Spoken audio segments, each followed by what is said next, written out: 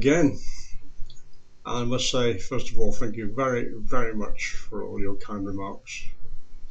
They're most appreciated. Well, the Air Force years. How on earth do I pack 15 years into 9 minutes? You don't really. So what I'll do is just tell you what it was like to be gay in the Royal Air Force. Although, as I said before, the word gay wasn't even known. It was both homosexual and so on.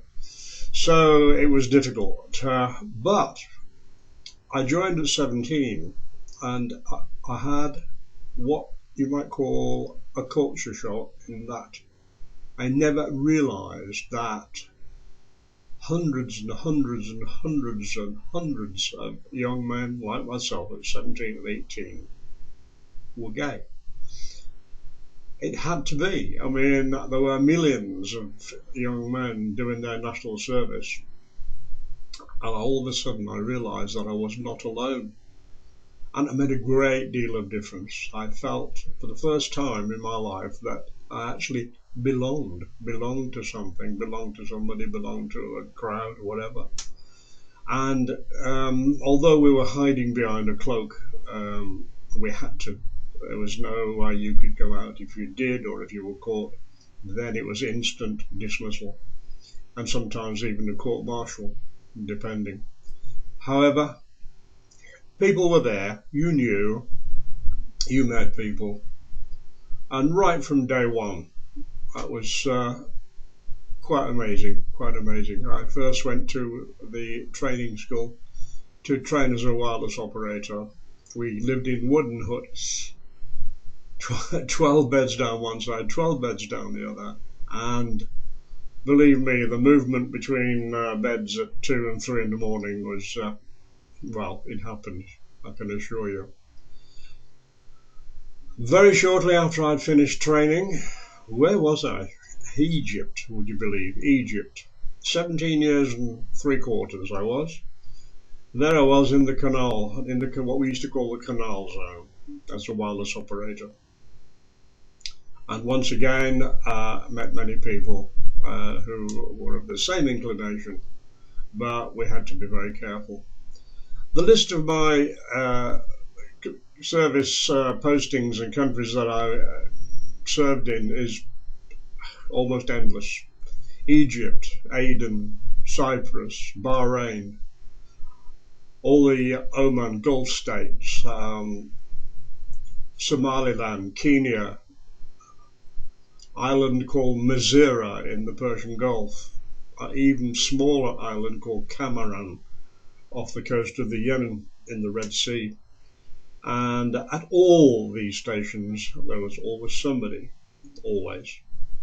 And the beauty is that usually they were all on coastal lines, they were not inland. So consequently they had a beach, they had rocks you could climb around. And there were areas where you could always meet somebody of the same inclination as yourself and have a damn good time. And of course, if you were just in swimwear or whatever, you didn't know what rank that person was. It could have been a brigadier, could have been a colonel, or right down to the lowest of the lowest rank. It didn't matter, because once your clothes were off, let's face it, we're all the same.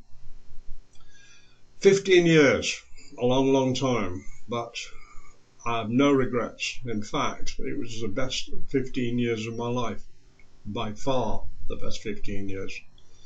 Even though I had to keep that cloak, that secret, it didn't really bother me too much, because it was an all-male environment in those days, and therefore there were no women based on any of the stations that you were posted to.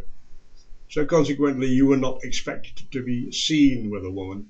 All you had was a mate, a good mate, a best mate, a crowd of mates. So it was dead easy. It was easy because the subject never came up. Why haven't we seen you with a woman? Well, it's quite simple, because there weren't any there. So a lot of people, a lot of gays could hide behind that, and get on very well without any problem at all. There were one or two really good friends, in fact affairs if you like, but unfortunately they usually were posted home before you were, or you were posted home before they were, and you would be promising each other like crazy that you would keep in touch and write letters, but of course it didn't happen. And there was the odd occasion when some poor bastard, to put it bluntly, was caught, and that was instant court martial and instant dismissal, which was left a nasty taste in everybody's mouth. But coming along was what was called the Wolfenden Report. Didn't apply to the services, but it did apply in what we call Civvy Street. And this was going to make sex between consenting adults legal over the age of 21, would you believe? 21. And that had to be completely in private. Importuning, what they used to call it, cruising and picking people up was still an offence.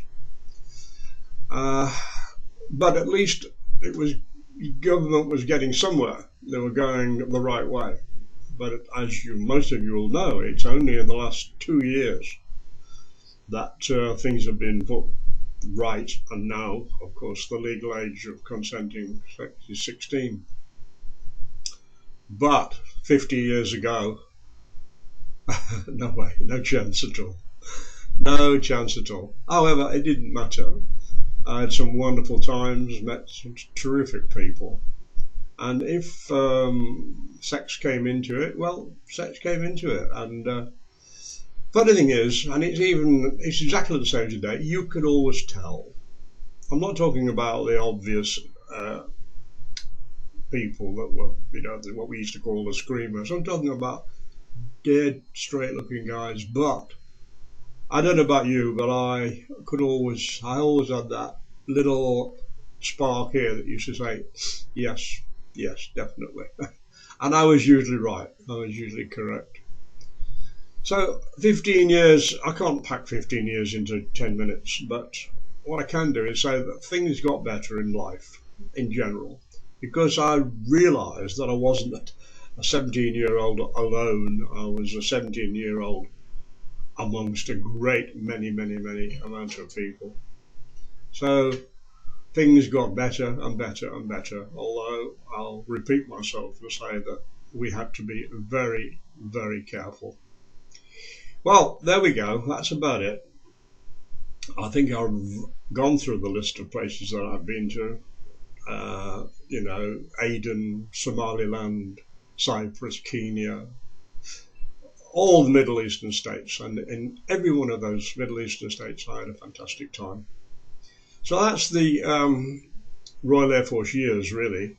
I wish I could pack a lot more in. I would have liked to have shown quite a few photographs, but then I thought, well, no, the person's privacy is a person's privacy, and someone may see themselves and not be particularly happy. So I've decided to leave those out. Safe to say, here I am, still reasonably healthy, reasonably happy, 70 years old, and would you believe, still active.